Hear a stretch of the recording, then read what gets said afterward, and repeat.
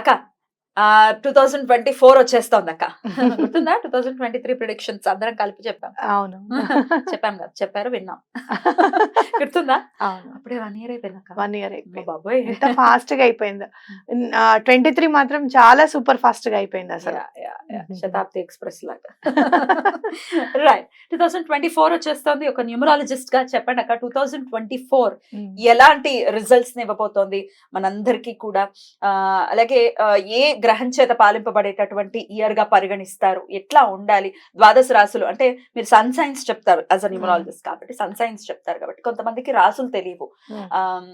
Date of birth ప్రకారం అంటే month ప్రకారం కూడా చూసుకుంటూ సో సూర్యుడిని ఆధారం చేసుకుని చెప్పేటటువంటి రిజల్ట్స్ కాబట్టి ఎలా ఉండబోతోంది 2024? ముందుగా ఏరిస్ అంటే మేషరాశి కదా, మేషరాశి కాకపోతే ఏరిస్ గా మనం చూస్తే అసలు 2024 సార్ ఈ 2024 యాడ్ చేసుకుంటే మీకు ఏమొస్తుంది? 2+2+4 మధ్యలో 0 యాడ్ చేసినా చేయకపోయినా ఒకటే కాబట్టి అలా మనం చూసుకుంటే ఏమొస్తుందంటే 8 నెంబర్ వస్తుంది. భయపడాల్సిన అవసరం ఏమైనా ఉందా? భయం ఏం లేదు. మీరు చక్కగా హోంవర్క్ చేసేసుకొని ఒక స్టూడెంట్ గా ఆలోచించుకుంటే హోంవర్క్ చేసేసి చదవాల్సినవన్నీ చదివేసుకొని స్లిప్ టెస్ట్ పెట్టని, క్వార్టర్లీ పెట్టని, ఇంకేమన్నా పెట్టని, ఇప్పుడు assessments exams quarterly half yearly కాదు, ఇప్పుడు అసెస్మెంట్స్ ఏమైనా పెట్టనివ్వండి, మీరు రెడీగా ఉన్నాను, సంసిద్ధంగా ఉన్నాను ఎప్పుడైనా ఎగ్జామ్ రాయడానికి అని అనుకుంటే మీకు అసలు భయమే ఉండదు అనమాట. అయితే ఇక్కడ సాటర్న్ ని మనము బాగా ఆయన మన మీద చాలా మంచి దృష్టి ఉండాలి ఆయనకి అనుకుంటే గనక ఎక్కడ కూడా ధర్మ మార్గాన్ని వదలకూడదు. ఎటువంటి పరిస్థితుల్లోనూ ధర్మాన్ని అంటిపెట్టుకొని ఉండాలి.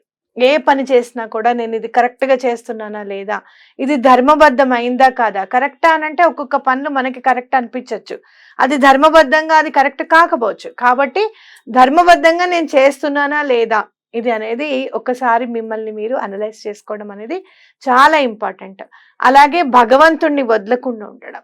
అలాగే మనం ఎప్పుడు కూడా దత్తాత్రేయ స్వామి గురించి చెప్పుకుంటుంటాం. ఆయన గురించి ఇంకొంచెం విశ్లేషణాత్మకంగా మీకు తెలుసుకోవాలనే కోరికని మీరు ఎక్కువగా చేసుకోవడం. అంటే స్వామి గురించి ఏదో తెలిసిందిలే అన్నట్టుగా కాకుండా ఈసారి పారాయణ చేద్దాం, లేకపోతే ఈసారి స్తోత్రం చదువుదాం, ఈ సంవత్సరం మొత్తం దత్తాత్రేయ స్వామిని ఇలా కొలుద్దాం అని చెప్పి అనుకోవడం అన్నమాట. అంటే మీరు ఏం చేస్తారు ఈ 2024 అంటే రోజు చక్కగా ఒక 2 రూపాయల బిళ్ళ చక్కగా ఒక డబ్బాలో వేసేసేయండి. ఈ 2024 అంతా కూడా అందరూ లాస్ట్ డిసెంబర్ 31 దాకా మీకు ఏదైనా ఆడవాళ్ళకి అడ్డు ఉంది అన్నప్పుడు పక్కకు పెట్టండి. మీరు చూడండి ఒక డిసిప్లిన్ అనేది ఎట్లా మనకి అలవడుతుందో. అలాగే భగవంతుడు నేర్పిస్తాడు మనకి, నువ్వు ఇలా ఉండు, నువ్వు ఇలా చెయ్యి అని చెప్పి స్ఫురణకి కలగజేస్తాడు అనమాట. సాటర్న్ ఆ పర్టికులర్ ఇయర్ ని రూల్ చేయడం అనేది చాలా అదృష్టం మనకి. అవునా? ఎందుకంటే అసలు మీరు హోంవర్క్ చేసిన తర్వాత ఎంత చక్కగా కరెక్షన్ చేసి వెరీ గుడ్ అని చెప్పి చేతిలో పెడతారో అంత చక్కగా మనకి అలాంటి ఫలితాలని కూడా ఇస్తారన్నమాట. కాబట్టి ఎటువంటి పరిస్థితుల్లోనూ ఇదేదో చాలా భయంగా ఉంది అని అనుకోవద్దు. 8 అనేది ఇన్ఫినిటీ. సో మీరు ఎంత చక్కగా ఉంటే ఆయన అంత ఇన్ఫినైట్ గా మీకు డబ్బు కానివ్వు, లేకపోతే హోదా కానివ్వు, లేకపోతే మర్యాద కానివ్వు అలానే రిటర్న్ వస్తుంది అనమాట. What you give you will get return back with a huge applause. చాలా చప్పట్లు కొట్టి మరి మీ చేతిలో పెడతాడు సాటర్న్. కాబట్టి ఆయన గురించి మీరు ఏం భయపడాల్సిన అవసరం లేదు. అద్భుతం. సాటర్న్ గురించి, శని భగవానుడి గురించి ఎంత అందంగా చెప్పారు. చాలా సంతోషిస్తారు ఆయన కూడా.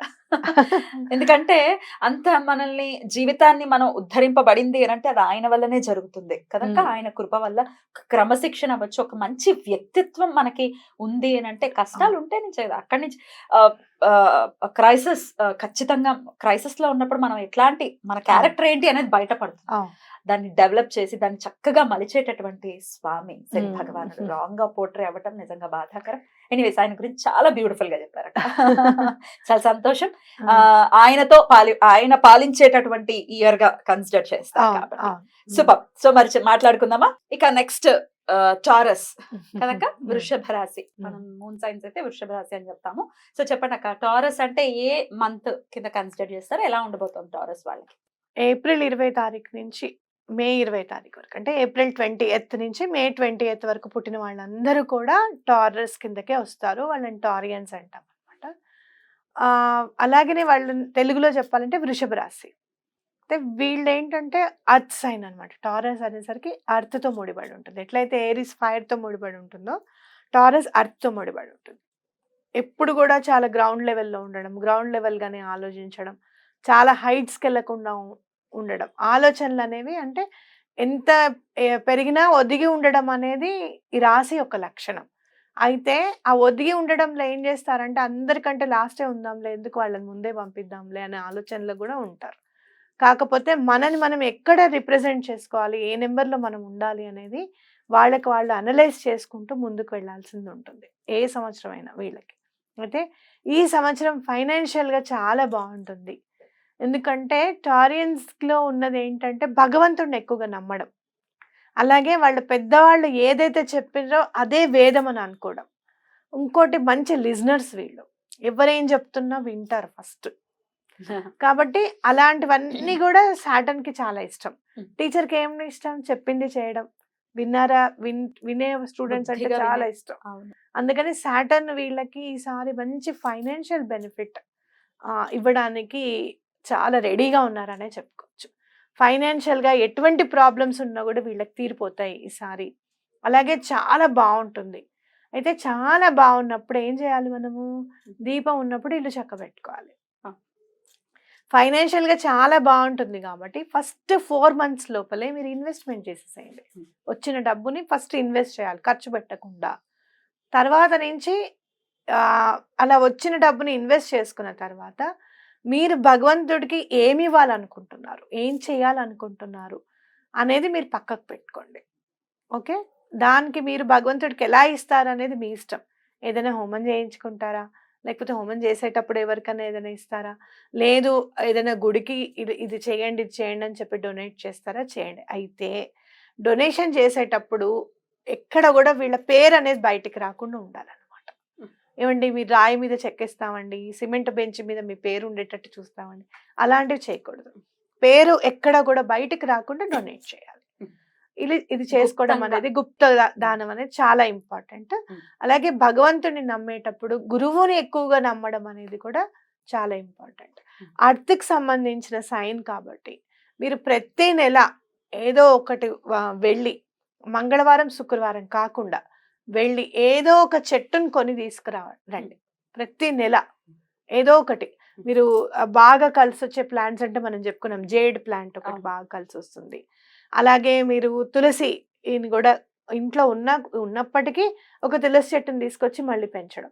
దాని దళాలు తీసుకొని శనివారం తప్పకుండా వెంకటేశ్వర స్వామికి అర్పించడం. ఇలాంటివి చేస్తూ ఉంటే మీకు తొందరగా ఎర్త్‌కి సంబంధించిన సైన్ కాబట్టి యూనివర్స్ తొందరగా రెస్పాండ్ అవుతుందన్నమాట. కాబట్టి ఇలా చేస్తే చాలా మంచిది. ఫైనాన్షియల్‌గా మంచి గ్రోత్ ఉంటుంది కాబట్టి ఆ గ్రోత్ ఉన్నప్పుడే భగవంతుడికి కొంచెం ఎంత ఇవ్వాలనేది మీరు చూసుకోండి. అలాగే మీరు ఇన్వెస్ట్‌మెంట్ కూడా చేసుకోవడానికి ప్రయత్నం చేయండి. రైట్. రైట్. అద్భుతం అక్క. అయితే ప్రతి నిత్యం కూడా ఈ 1 ఇయర్ కూడా ఈ ప్లాంట్స్‌ని తెచ్చుకోవడం అనేది ఒక పరిహారం వాళ్ళకి. పరిహారం. హ్మ్. ఎందుకంటే మనం చెప్పింది నిన్న నువ్వు కూడా విన్నావు కదా, బ్రహ్మకమల గురించి చెప్పావు. నేను చెప్పింది వింటుంది అని నాకు అప్పుడు అనిపించలేదు. ఇప్పుడు అనిపించింది. ఇప్పుడు నేను చెప్పింది వింది అని చెప్పి నువ్వు చెప్పావు కదా. ప్లాన్స్ ఏంటంటే మనం చెప్పింది వింటాయి. మనకి ఆ యూనివర్స్‌కి తొందరగా కనెక్ట్ అవుతాము. మట్టి నుంచి వచ్చేది ప్రతిదీ కూడా మనకి మాణిక్యమే. కాబట్టి తప్పకుండా మీరు తెచ్చుకొని ఆ పని చేయండి. ఎర్త్‌కి సంబంధించిన సైన్ కి సంబంధించిన వాళ్ళు కాబట్టి ప్రత్యేకంగా ఈ రెమెడీ ప్రత్యేకంగా నేను చెప్తున్నాను.